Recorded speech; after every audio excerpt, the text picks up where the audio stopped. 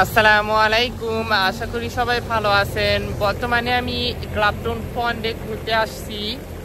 এই ক্লাপটনের শহরটা দিয়ে আমি একটু ঘুরে দেখব, কারণ কোনো সময় আমি এই জায়গায় আসি না, আজকেই প্রথমবার আসলাম আর অনেক ভালোই লাগছে। পিছনে দেখতে পারেন, এটার নাম হলো ক্লাপটন পন্ড।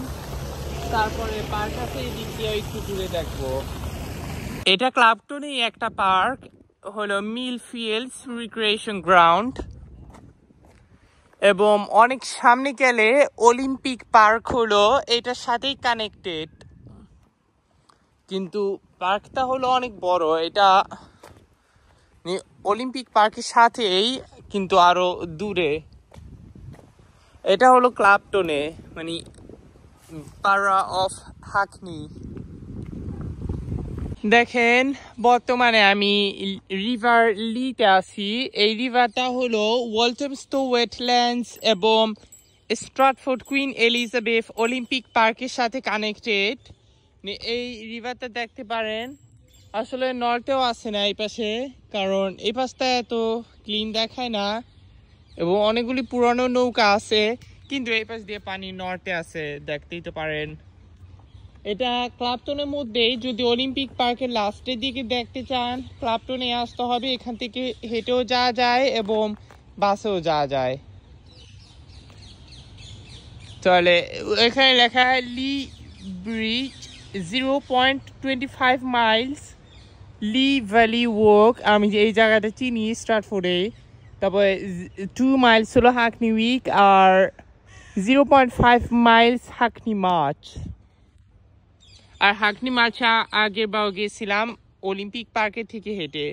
নৌকা চালাইতেছে কয়েকজন, আর এটা হলো নেচার স্টোন, কিন্তু আনফর্চুনেটলি এটার ভিতরে ঢোকা যায় কেমনে নিজেও বলতে পারি না। আরো সামনে গিয়ে দেখি লেখা LV Lee Valley for nature sport and discovery Middlesex filter beds. এই জায়গাটা দুইটা দেখি। ও ওয়াও, পুরাটাই জঙ্গল। এখানে কি লেখা? Don't jump, play or swim in the water, water is dangerous in all weather. Okay বলতে পারি না এখানে কি আছে, কিন্তু পানি থাকতে পারে। লি ভ্যালি এই জায়গাতে স্ট্রাটফোর্ড অলিম্পিক পার্কে থেকেও হেঁটে যাওয়া যায়। তাহলে নেচার স্টোন এই পাশে হইতে পারে। এই তো এখানে নেচার স্টোন, আর দেখতে অনেক সুন্দর দেখায়, বড় বড় পাথর। বলতে পারি না এগুলি কিসের জন্য। ও, এটা জঙ্গলে এসে পড়লাম। ক্লাপটনে হাইটা হাকনি উইকের দিকে যাইতেছি।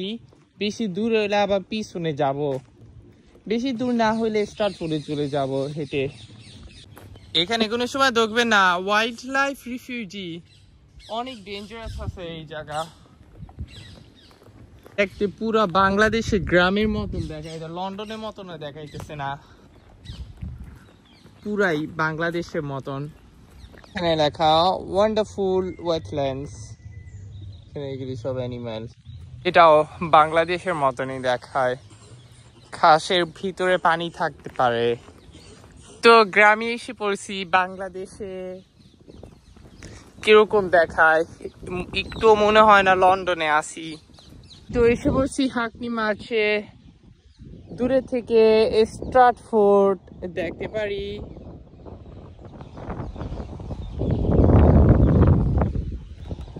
দেখেন, অনেক বড় এই জায়গাটা, মাঠ। এখানে অনেক ফুটবল ক্লাব হয়,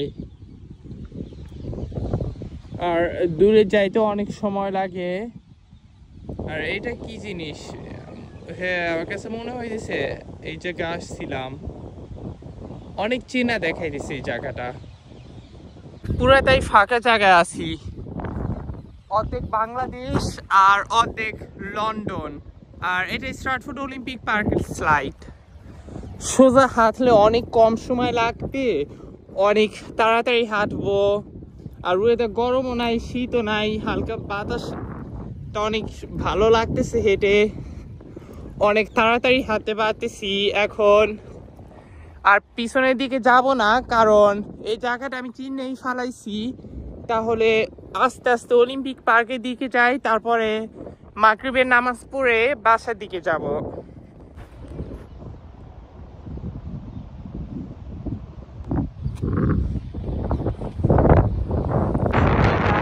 আজকে অনেক গরম ছিল দিনের বেলা, এখন সন্ধ্যাবেলা অনেক বাতাস আর অনেক আরাম পাইতেছে এখানে এসে আমি, অনেক আরাম, কারণ হালকা বাতাস হইলে আমার পছন্দ।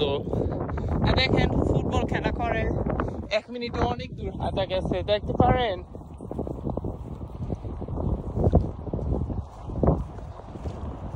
রিভারলি অর্ধেক হয়ে গেছে আর অর্ধেক হলো অনেক দূরে অপোজিট সাইডে। এই রিভারলিটা হলো ওয়েলথমস্টন থেকে স্ট্র্যাটফোর্ড পর্যন্ত যায়, তারপরে অনেক দূরে যে টেমিস নদীতে যে কানেক্ট করে। এখন বর্তমানে হাঁকনিতে আছি, স্ট্র্যাটফোর্ডের অনেক কাছাকাছি এসে পড়ছি। স্ট্র্যাটফোর্ড হয়ে তারপরে বাসে যাব, কারণ অত পিছনে আমি আর যাইবো না, অনেক সময় লাগবে দেখা। আর ক্লাপটন হলো এখন অনেক দূরে, স্ট্র্যাটফোর্ড হলো অনেক কাছে। তো স্ট্র্যাটফোর্ডে এসেই পড়তেছি, এইটাই ভেলোড্রোম আর স্ট্র্যাটফোর্ড অলিম্পিক পার্ক। গতকালকে এই জায়গায় আসছিলাম, আমি জানতামও না ক্লাপটনে থেকে স্ট্র্যাটফোর্ড এত কাছে, অনেক অবাক হয়ে গেলাম। স্ট্র্যাটফোর্ডে চলে যাইতেছি।